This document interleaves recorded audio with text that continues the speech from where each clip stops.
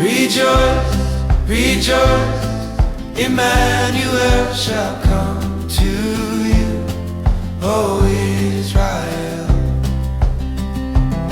Rejoice, rejoice. Welcome back, David and Helen, another podcast of Looking for Christmas. And just a reminder to those listening, if you like what you're hearing, please leave a positive review.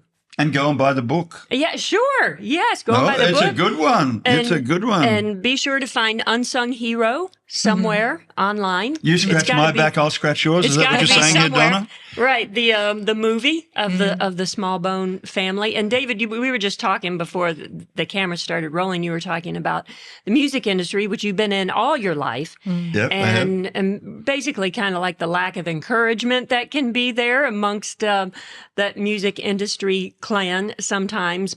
And it just brought up a story in my mind, and you're never going to remember this. I mean, it was years ago. I can't even remember when, because this coffee shop no longer exists in Franklin, where we live. And I was in there working on something, and I saw David with his staff from work, and they were having a meeting. And so I didn't make eye contact. I didn't say hello. Why didn't you, Donna? Anything, we had a falling out or something? Because they were in a meeting, you know. I was raised to be polite. You don't interrupt a meeting like that. So I finished up my work after an hour or so, whatever it was, and I left. And I was walking across the parking lot, and I heard, "Donna, hey, Donna." And I turned around, and David had chased me out of the coffee shop into the parking lot. And he said, "Oh, I saw you, and I just had to say hello." And he gave so many glowing words about my husband, Troy, and his role in the music industry and what Troy meant to you.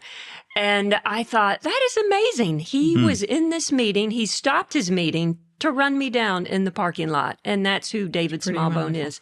And I went home and I told Troy, and Troy said, "He said that about me?" I said, "I know. I was shocked too." No.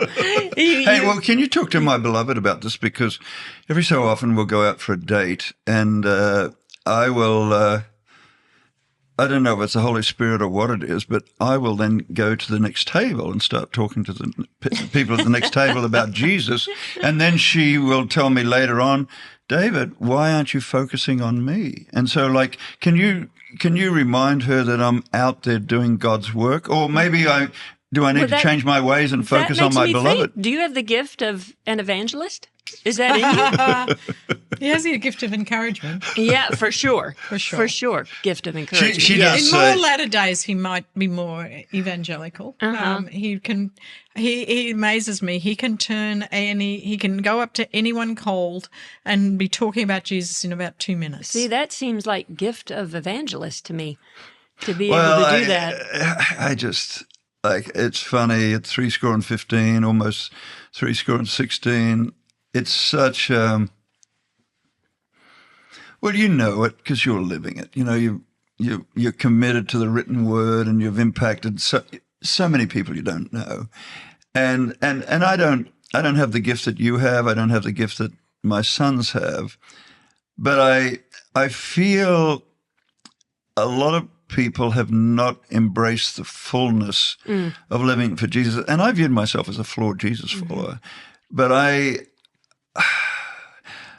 and it's probably the reason I'm so loud about following him with every aspect of your life, because of those 2 years in the wilderness, out of the business, but seeing the hands and feet of Jesus and being truly humbling.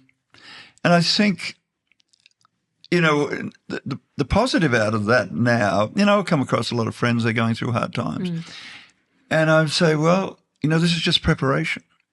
Those 2 years in the wilderness were preparation for the next 32 years of doing ministry here in America and all around the world. And I am so grateful, because it moved me from lukewarm to passionate. And I'd been given too good a life. I married a wonderful lady, had wonderful parents. I'd done everything you could do in our industry. Worked mainstream radio, mainstream TV, mainstream record label. And I took it all for granted until I lost it all, and then it was my Paul moment. You know, suddenly it was I had to go through that. It gave me a different perspective, and now I want everybody to have that perspective. Right. If I see lukewarmness, and that's what I love about Conduit Church. You know, That's I say it wrong, conduit. don't I? That's conduit church for Oh, okay. anyone Well, who I'm couldn't Aussie. understand But Australians don't say conduit either, but anyway. I love our church because it's they're passionate about living for Jesus, and the way they're so passionate, but have a commitment to international ministry, and that in our world that was a fruit of the Spirit, and we just love it being there. But So you take Jesus' words to heart when he said, "I've come to give you life, and life in the full, life in abundance," and you want people to have that. You want them to have the full life of Jesus, not this marginal life, living life in the margins, so to speak. You want them living the full life, which is why, obviously, I asked you to come here and talk about Joseph today, the man who speaks no words in Scripture. well, Amazing, eh? He doesn't say anything. good and faithful servant, though. But such a good, solid man. As a matter of fact, when I read this book for audio, when I was finishing up the final pages of David, my voice started to crack. Of Joseph, and my voice started to crack, and because my eyes were filling up, and the engineer said, "Okay, stop. We got to go back because your voice cracked." That was the only one. It made my voice crack because Joseph was such a good, solid, faithful guy. Who didn't seem to live very long, it appears. Yeah. He had a short life. He had a short life. He was called for a specific purpose, which was to partner with Mary and to care for her and love her. But as you say, never said a word and died young in anonymity. Right. He could have been, I don't know, he could have been 30s, 40s. We don't know. He had at least, 6 children, I think it was. He had 4 boys, 2 girls. Because it said sisters. Because it said to Jesus, your 4 brothers and your 2 sisters. Yep. So, 7 children. There could have been more sisters, said sisters. I know a lady who had 7. Yes, right. Same mix. So 5 boys and 2 girls. They could, and we know he was there when Jesus was 12. So he could have lived to be in his 40s. We don't know. We just absolutely don't know. But we do know that people died young in the first century. The average age rounded out to be around 25, because think about it. You step on you cut your finger or something, infection sets in. What do? A lot of them died back then. And he was counter the culture because, the culture with what his wife was going through, in those days, you get pregnant out of wedlock, you're going to get stoned. Yeah. And he protected her from that. He could have divorced her. Be fun? It said, could have divorced her. He was going to do that. He was going to do that quietly. And then the angel came to him in the dream. And isn't it interesting? He had 3 dreams, didn't he? He ended up having 4 dreams. He had 4 dreams. Oh, okay. I knew about the 3. Yeah, he had 4 dreams. And why do you think the angel kept coming to Joseph in dreams? Didn't visit Joseph in person like he did Zechariah and Elizabeth and Mary, but kept coming to Joseph in dreams. Gosh. Yeah. And I thought, well, maybe it was because he was so practical. He was so pragmatic. He was a carpenter. Yeah. You measure twice, you cut once. Yep. He thought along those lines. Probably wasn't truly a big emotional type person, but everything had its order, when you're thinking those terms of being a carpenter. So maybe the angel came in dreams, laid it all out for him. This is what you need to do in just a pragmatic way. You need to get up. You need to take your family, head into, So maybe that's why. We just don't know. But it's interesting to think, why did the angel keep visiting him in dreams? Of course, dreams were important to Jews. And I still pray today for dreams and visions for Jews and for Muslims around the world, that they'll be visited by Jesus in dreams and visions. But it's just interesting that he was visited in dreams and not in person. I'm impressed, though, even in the dream, how obedient he was. Yes. I mean, I can understand being obedient when you've got this angel appearing in front of you and it's overwhelming and like, you're just feeling like, am I going to die now? Whatever. To at least be like, wow, well, that was serious, so I need to be serious in doing whatever they've commanded me to do. But in a dream, I mean, I reckon you could talk your way out of a dream pretty easily. Well, how do I know that was really God? Like, how do I know? What was the timeline? Like, when was your, like, I don't know. It just seems to me that it says more about who he is, that he was able to be impacted by a dream. And maybe that's why he was, because he was so faithful. He was so looking for God that was all he needed, where maybe some of the others needed excellent point. Needed the angel to be present there. Right. For Zechariah, the old bloke who was a little set in his ways, probably may have needed that extra nudge by the angel. But just Joseph's obedience every single time he got up and he did exactly what he was told to do, and he protected his family. So, I think that's probably the thing that struck home to David and me was his protectiveness, that he could have been called down the law on Mary. He did not. He was thinking of her best, even though it was a shocking and overwhelming experience to find that this person that he was looking up to so well was pregnant. And with an unbelievable probable story in a way. But he felt he was kind and generous to her, and then his protectiveness of his family in taking the hard road. It wasn't easy to get up and take the family down to Egypt. Right, to leave everything. Leave life as they know it and to scurry down to Egypt. And just the... we know that he had to be so faithful because it said that two of his sons were part of that early church. They were leaders in the early church. So he was leading his family faithfully. And what was it like to lead the King of Kings? What was it like to lead him through the scriptures? And he is the Word. The Word is sitting there at your dinner table. Because the Word became flesh. The Word is there, and you're teaching the Word, of course it wasn't called the Old Testament to them, but he's teaching them all the words from the prophets. I mean, it's just hard to wrap your mind around.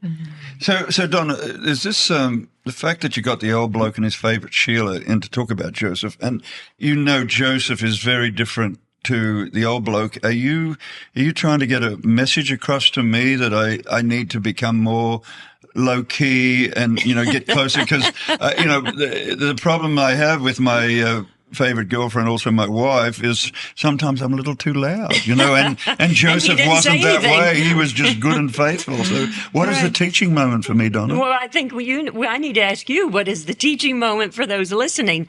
Because he didn't, the only reaction that he ever did was he stepped out in obedience. He didn't question. Yeah. Even Mary said, how can this be? Yeah. Zechariah said, what in the world?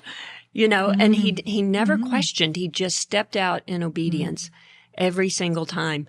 And I kind of hate that Joseph is not really thought of in our nativity and our Christmases. Yeah. I mean, it's always about. Yeah, you're right. Interesting. Yeah, it's about Mary. It's about Jesus. I mean, if you go to Rome, what do you see? You see a whole lot of Mary. Yeah, a whole lot of Mary.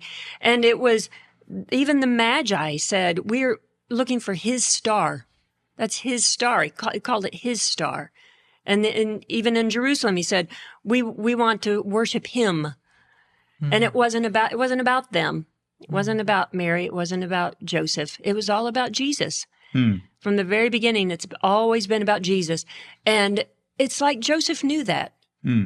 Joseph knew that, and he was okay with that. I think that I can relate in a way to that, because some of us are created to be out there, present, seen, loud leaders, voices. Right. And then some of us are more chosen to be behind the scenes, to support, to encourage, to follow up with the day-to-day stuff so that the other person can be out there being loud, being, doing what they're doing.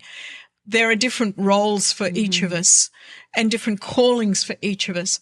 And Joseph was happy with his calling, even though he was not in any priority role. And I think there's a beauty to that, in acceptance of who he was created to be and not envious. I heard a statement recently that families are messy, families are chaotic.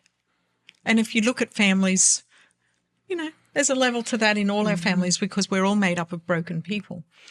But what it came to in looking particularly at the families in Genesis, what destroyed those families or those relationships or damaged them was jealousy. And I think if you look at relationships, jealousy is at the core of a lot of it. In a family, a dad will say, gosh, Johnny went and won all those, he's so good at soccer. And then he's not saying anything about any other child, but another child will be sitting there and like, well, I don't have anything that's great. And that's the seed that starts. But here you've got a man in Joseph who's not ever noticed, who's not really ever really recognized. He doesn't even warrant appearance of an angel, except for in his dreams. And yet he's happy in his role and he's obedient to God, to what God has called him to, without being in any priority position. It's actually very powerful. It is. It's so, his life story, it just, like I said, it just really affected me for some reason, because he was so quiet, but he was full of courage too. To get up every time, and he was saving that baby. That baby wasn't his flesh and blood, but he was saving that baby. Yeah. And he was took that protecting his protection beloved. responsibility very seriously. In our relationship, Helen and I, it's almost like a role reversal, because she's a steady hand, and she's my rock, and I am so grateful for that. And she doesn't, she goes out and speaks, and she's got a book out and stuff like that. She doesn't really like it. She doesn't like the notoriety, but she's called to do it, and I so appreciate it. You better get me to stop talking about her, Donna, or I'll start crying like you did on when you were recording the audio book. They had to go back and re-record because you got emotional. Right. But like he was the steady hand of Mary.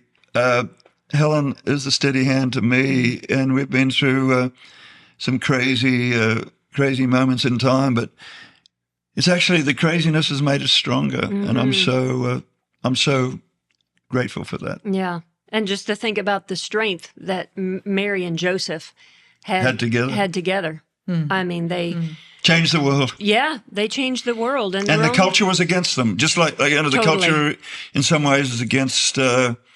Poor old Charlie Kirk and his family as we speak, and they did such extraordinary work, and it's got stronger out of a travesty. Right. But to think about their marriage, Mary and Joseph, how strong it must have been, because tongues were still wagging.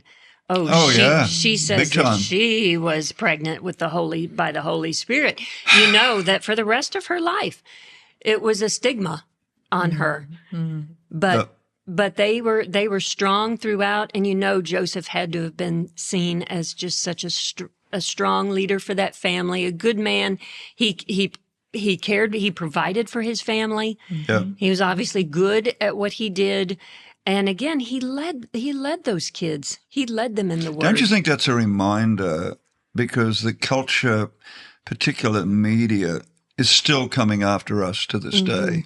And even with Charlie Kirk, why are they going after him? It's because he was so strong about Jesus, and so strong about having lots of babies. and both things are counter the culture. So nothing's changed. So when the culture is coming after any of you listening to this, no, nothing's changed. Right. And we've just got a responsibility to continue to be faithful and go deeper. Yeah. I think I want to speak to the men from Joseph's story, because a lot of times men and husbands, fathers, aren't stepping up to their full capacity as the leader of the home, as being responsible to God as for the spiritual overtone of the home, of being the protector. And I think we need to be having men need to be stepping up into that role of strength, that role of leader, that role of protector in the home. And as women, we need to be understanding and respecting that is their role, that as a woman, I'm not the leader of the home. I'm there to support and love my husband. And that was evident in this, even though Mary is the favored one. You know, the Bible addresses her as the favored one. She is the one that's immortalized, and he is the one who's forgotten. But I just so feel we need to be raising strong men, strong children, males. We need to be letting them understand who they are as men, as God views them, which is the leader of the home, to be strong, to be the carer of his family, to be the protector of his family.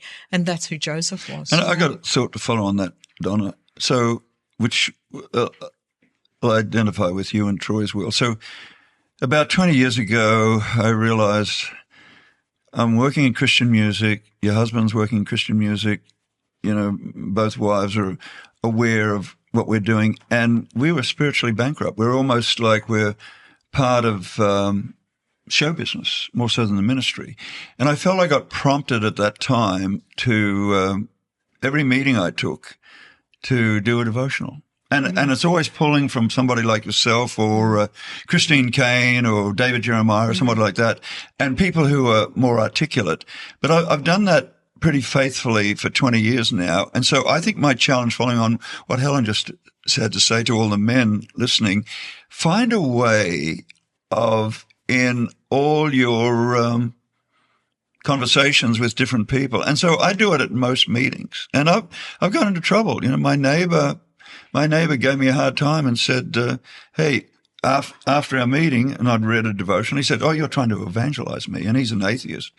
And that allowed us to have another meeting. And then I explained to him why I'm a Jesus follower, and he explained to me while he was an atheist. And so, but my challenge to men is, in your dialogue, because women are more spiritual than us men. They're more outgoing in a funny kind of way.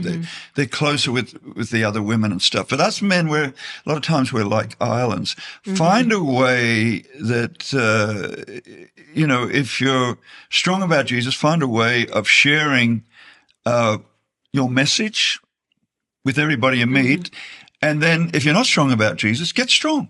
You know, get to church, find friends who can help you grow deeper with him, because it's, going back to that movie from years ago, it's a wonderful life. But without Jesus, it's a life half lived. In a funny kind of way, it's the way of the culture, and the way of the culture is party today because tomorrow we die. And we have a higher calling than that, and it's an absolutely wonderful calling. And my only regret is it took me to lose everything to get really serious. I was lukewarm until I lost everything. And so I wasted probably 20 years. And my encouragement now is, hey, anyone's listening, don't waste time. That's right. That's right. Seize the day. Go deep now. The lady to my right here married me for adventure, and I delivered even greater adventure once I got more serious about Jesus. Well, you mentioned something about being countercultural, and Helen, you were talking about how women as wives, we are to make the men the leader of the home, but that is completely anti-cultural.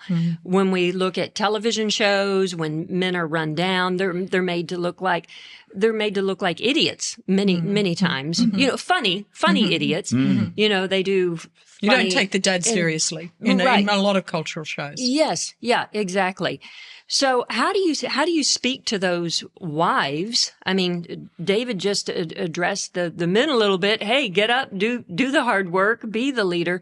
How do you address the wives? How do they allow the man to be the leader? When someone's already taken over the role of being of a woman has taken over that role, it's probably needs the Holy Spirit to really jab her to saying I liken a lot of women, particularly for their words. We know women use a lot more words than men. And I think a lot of times we are not very kind to our husbands. We can be kind to the kids and we'll speak respectfully to the kids, and then we'll take out our frustrations and our anger or our angst, whatever, on our husbands, expecting it to not have any effect. And so my encouragement is, one, go back to Ephesians 5 and read it. We're called to be the helper. And the word in the Greek that's used in that word is likened to God. It's used for God. We're to be the strength behind the man, not the doormat, but we're not to take over at the same time. So it's a very fine role, but yes, culturally we don't understand the role of woman. Right. It's very, and it's not even discussed because it's like a untouchable subject, you know. But I think you've got to be careful of your words. For me, read Ephesians 5 again, look at the roles of what a woman is, go into the actual, what the words mean and absorb that, but be kind to your husband. We're on the same team as husband and wife. We've got to be pulling together, divided. not apart, and make that marriage the best it can be. Because the marriage is the foundation of the family and the family is the foundation of our culture. And so that marriage is just so important. So use kind words, be respectful. That's what we're called to do. It's intriguing to me that husbands are called to love their wives as Christ loved the church and gave his life for her. We're only called to respect our husbands. But a lot of times we don't understand that that's what we've got to do and what respect looks like. Yeah, and the bigger burden, sorry, David, is on you, is on the husband. Yeah, to love his wife like Christ loves the church. Wow. That's a big thing. And it uses a beautiful word in there that always touches me. Cherish. Cherish your wife. Cherish is a word we don't use much anymore. Maybe a child with a special stuffed animal, they cherish it. They want it with them all the time. But cherish an adult relationship is not something that's used very much and not something that a lot of men even have the concept of. Hey, blokes, learn a bit from the old bloke. So one of the ways that I got points from my beloved only recently, just in the last few years, guess what the old bloke started to do? He started making the bed. David's not a very practical person, so that was a big commitment. It only took me 45 years or something like that. But I get points from that, don't I? You do. Yes, absolutely. But back to cherish, and I think that's absolutely what Joseph did with Mary. He cherished her. He cherished that family. And there was no competition between them. They both understood who they were and their roles and what they were called to do. And we talked earlier about Zechariah and Elizabeth, that they were chosen for that moment. He was chosen to be that one priest out of thousands to be inside that temple. Joseph was chosen. He was chosen to be the man who would bring the King of Kings up in this world. He'd be the one to teach them. And what an incredible journey they were on. And when I had Nan Gurley and Bonnie Keene on the podcast, Nan ended by reading a portion from the book. And I love that. And I thought, well, I'm going to do that today about Joseph. And I had written in this, looking for Christmas, Joseph was a selfless, humble man, full of integrity and inner strength. He never spoke one word in the biblical accounts of the birth of Jesus. In church Christmas pageants, in nativity sets, and on greeting cards, he's relegated to standing behind Mary, but he was the leader of that home. He led Mary and Jesus and their entire family in the faith. He was a nobody by the world's standards, but he was the man whom God entrusted to raise his son. Today, God still entrusts nobodies to fulfill his plans. We don't have to be popular or celebrated. We just have to be willing, faithful, and obedient, like Joseph. Beautiful. And that's all God calls us to be.